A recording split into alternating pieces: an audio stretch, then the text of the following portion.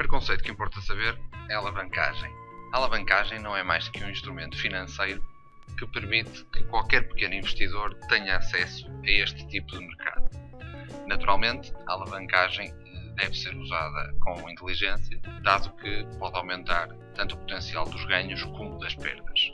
O que nos interessa saber aqui é que, com as estratégias da Trading Trade-out, só vamos tirar partido das vantagens da alavancagem, no sentido em que nos garante o acesso a este tipo de mercados. Uma questão que nos colocam muitas vezes é se deve escolher uma conta com uma alavancagem de 1 para 100, de 1 para 200. O que interessa saber aqui é que este número tem a ver com o cálculo da margem. Ora, a margem não é mais do que o valor que o broker nos exige para termos determinada posição aberta. Ou seja, os brokers hoje em dia exigem que tenhamos uma parte da nossa conta sempre disponível para que, em caso de perdas avultadas, nunca a nossa conta vá abaixo do valor dela, ou seja, que nunca percamos mais do que o valor que temos na nossa conta. E, em termos destes conceitos, é isto que nos importa saber. Outra questão que nos colocam muitas vezes tem a ver com a definição de microlotes, mini-lotes e lotes. O que nos interessa saber é o microlote corresponde a um valor de 10 cêntimos por pip, o mini-lote é $1 ou o valor que estiver na nossa conta por pip e o standard lot corresponde a 10 por pip. Para as nossas contas, interessa-nos saber o seguinte: quando inserimos o valor por pip na nossa plataforma, interessa-nos saber se esse parâmetro está em microlotes, em mini-lotes ou em standard lotes. Na plataforma que nós usamos e recomendamos, e na maior parte das plataformas, esse valor está normalmente em standard lotes. O que quer dizer que quando inserimos o valor de 1, estamos efetivamente a dizer ao broker que queremos investir 10 por pip.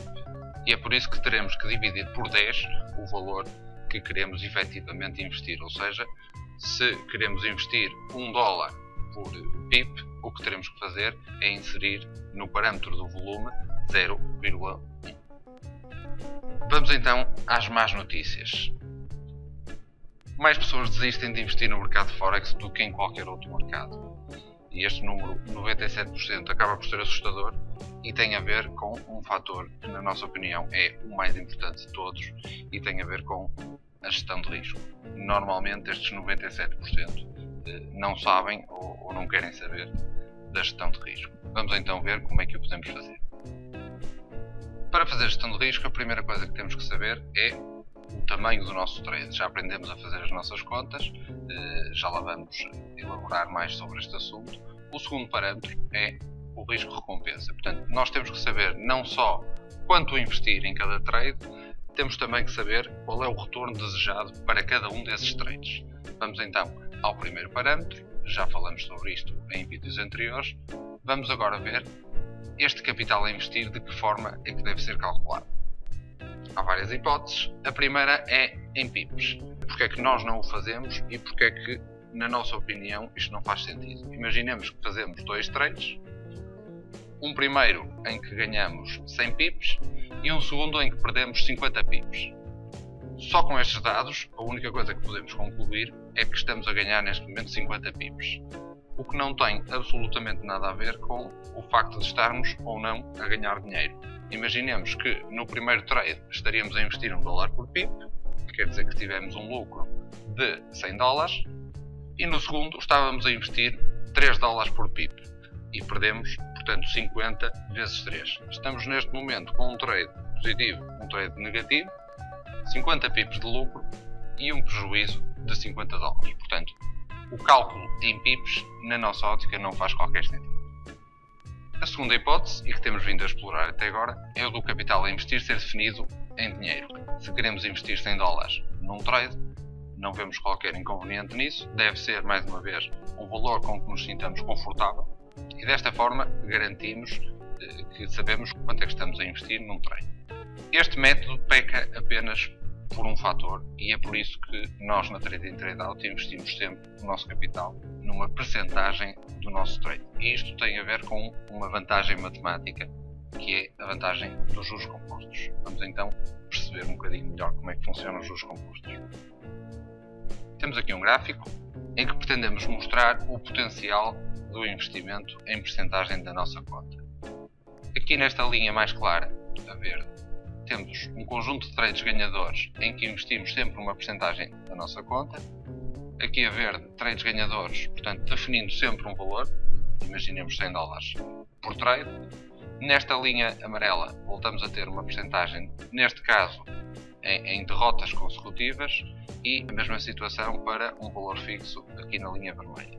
O que podemos rapidamente concluir aqui é que se investimos sempre um valor fixo nesta linha verde escura, o que fazemos é ganhamos aqui 100, imaginemos, depois 200, 300, 400 e a nossa conta vai aumentando. No entanto, se investimos sempre uma percentagem da nossa conta, o que acontece, imaginemos que estamos a começar com uma conta de 100 e investimos 10. O que acontece no segundo trade é que já temos agora 110. E portanto vamos agora investir a mesma percentagem, mas já sobre os 110. E o que acontece é que os ganhos são exponenciais. Esta vantagem reflete-se também para derrotas consecutivas. Se perdermos um trade a 100, imaginemos que estamos com os mesmos 100, investimos 10, estamos com 90. Depois 80, 70, 60, etc. Se voltarmos a investir uma percentagem da nossa conta, o que é que acontece? No primeiro caso perdemos, ficamos agora com 90. Portanto, já só vamos investir a mesma percentagem sobre 90. O que é que isto quer dizer? Quer dizer que cada vez perdemos menos. Portanto, esta vantagem funciona não só para bons períodos, como também para maus períodos.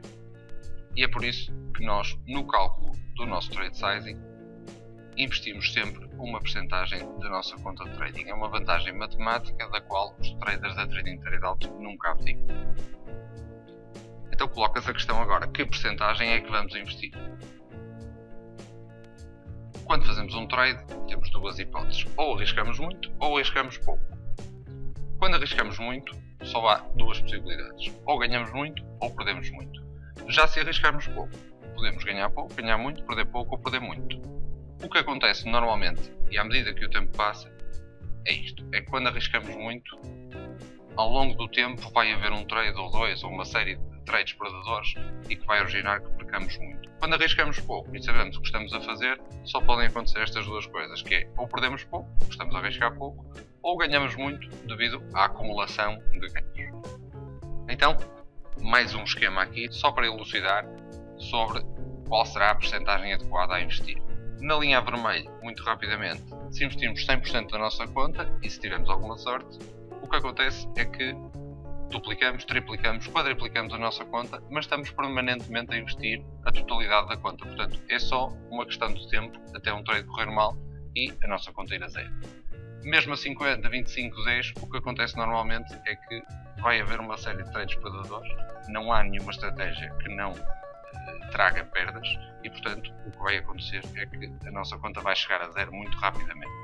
Na linha branca, e é o que nós aconselhamos, se investimos 1% da nossa conta, o que acontece no início é que seguimos as regras, somos disciplinados e a nossa conta começa imediatamente a subir. Depois vem a parte da psicologia de trading e tudo isso que vamos falar mais à frente. E há aqui um declínio da nossa conta, mas rapidamente, e mantendo a disciplina e todas as estratégias em concordância, temos então este crescimento exponencial, conforme já tínhamos visto na imagem anterior. Vamos imaginar então o seguinte cenário. Temos dois traders, um faz investimentos de 1% em cada trade e um segundo faz investimentos de 15% em cada trade. O que é que acontece se perdemos 5 trades consecutivos a 1%? A nossa conta está agora a 95,1%. Devido aos juros compostos, se bem se recordam, ela nem sequer chega a reduzir 5% e, portanto, temos 95% da nossa conta disponível, estamos prontos para reinvestir e recuperar e voltar a entrar no mercado. No entanto, se perdemos 5 trades consecutivos a 15%, quer dizer que nós estamos agora a 44% do capital inicial que tínhamos na nossa conta. E o trader que faz isto neste momento já não quer fazer trade. Ele quer vingança do mercado, ele quer o dinheiro de volta, ele já não consegue pensar de forma racional, já não consegue analisar o mercado de uma forma puramente racional, ele só quer recuperar o dinheiro. E, portanto, isto, em termos de psicologia de trading, é devastador e é um dos grandes fatores que expulsa os traders iniciantes e amadores do mercado. Então, que percentagem é investir? 1%. Definitivamente 1%. É o que fazemos, é o que recomendamos e é o que sabemos que funciona. Então, como é que investimos 1% da nossa conta? Vamos fazer aqui um pequeno exercício. Portanto, temos uma conta de $5.000, o nosso risco é de 1% e o nosso trade size é de 100 pips. O que é que temos que fazer? Rapidamente calcular 1% de 5.000, neste caso seriam 50 dólares, se a conta estiver em dólares. E de seguida vamos então aplicar a nossa fórmula já conhecida e vamos dividir o montante a investir, que neste caso são 50 dólares, pelos 100 pips, que é a distância entre a entrada e o stop loss. Mais uma vez, dado que o nosso broker utiliza standard lots, neste volume de 0,5 teríamos ainda que dividir por 10, ou seja, o valor que inseriríamos na nossa plataforma no parâmetro do volume seria 0,05. Vamos então ver o segundo fator que influencia a gestão de risco. Temos aqui uma simulação. Estes 7 quadrados representam um investimento de 1% em 7 trades e vamos ver o que é que aconteceu nesta simulação. No primeiro trade ganhamos 3 vezes o investimento que fizemos, 3% de lucro. O segundo trade perdemos esse 1%, portanto a nossa perda máxima definida à partida, neste caso, foi perdida. O segundo trade também correu mal, menos 1. Este correu bem, mais 2. E por aí em diante, até à conclusão final dos 7 trades. O que aconteceu aqui, se repararem, é que perdemos 4 trades e só ganhamos 3. No entanto, o resultado final foi na mesma positivo. E é por isso que temos que ter sempre em conta o fator risco-recompensa. Ou seja, não interessa tanto a eficácia em número de vitórias de trades, é uma questão que nos colocam muitas vezes, qual é a percentagem de vitórias das vossas estratégias. O que temos que ter em conta realmente não é tanto o número de vitórias, mas sim o resultado final. E como é que definimos o nosso risco-recompensa? Temos aqui um exemplo, o nosso ponto de entrada a 1,3500 e o nosso stop loss a 1,3420. O que quer dizer que temos aqui um risco de 80 pips. Se investíssemos $1 por pip, estaríamos aqui a investir 80 dólares. Então, como é que calculamos a nossa recompensa? Ou seja, onde é que colocamos o nosso take profit? O take profit é à semelhança do stop loss. O stop loss, se bem se recordam, é o ponto onde definimos a nossa perda máxima, o valor que estamos dispostos a investir. O take profit é exatamente o oposto, na medida em que é o ponto onde decidimos que já temos lucro suficiente e que estamos dispostos a sair do trade. Neste caso, se definíssemos que o nosso lucro seria de 80 dólares, o que faríamos era colocar o nosso take profit em 1,3580, os mesmos 80 pips, e o nosso lucro, caso o trade lá chegasse, como foi o caso, seria de 80 dólares. Se tínhamos um stop loss de 80 pips e um take profit de 80 pips, estamos a falar aqui de um risco-recompensa de 1 para 1.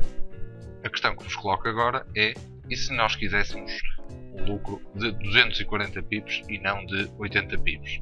O que estamos a falar neste caso era de um risco-recompensa de 1 para 3. E é assim que definimos o nosso risco-recompensa. E para percebermos qual o risco-recompensa ideal que devemos ter sempre em conta, fizemos aqui duas simulações. Esta primeira que simula o que poderá acontecer em 10 trades, de acordo com vários riscos-recompensa. Vamos simular aqui que, no caso de 1 para meio, teríamos 80% de vitórias, ou seja, ganharíamos 8 trades, perderíamos só 2, o resultado final seria 2%. À medida que vai aumentando o nosso risco-recompensa, é legítimo dizer que a percentagem de vitórias diminui e, portanto, os resultados podem ou não aumentar. O que concluímos aqui é que no 1 para 3 e no 1 para 4, o resultado final é superior, seja a um risco-recompensa de 1 para 2 ou de 1 para 5. Portanto, há aqui um tipping point que nos diz que o 1 para 3 e o 1 para 4 serão os ideais. Num cenário mais pessimista, em que começamos apenas com uma percentagem vitoriosa de 60%, o que podemos registar é que, tanto no 1 para 2 como no 1 para 3, este tipping point acaba por resultar aqui no mesmo sítio. Portanto, entre 1 para 2 e 1 para 3 será sempre o risco-recompensa, digamos, ideal.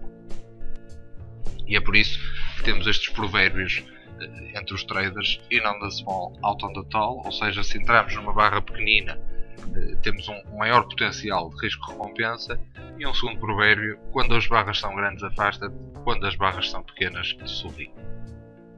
E sobre estes parâmetros é o que temos a dizer por agora. Bom trading.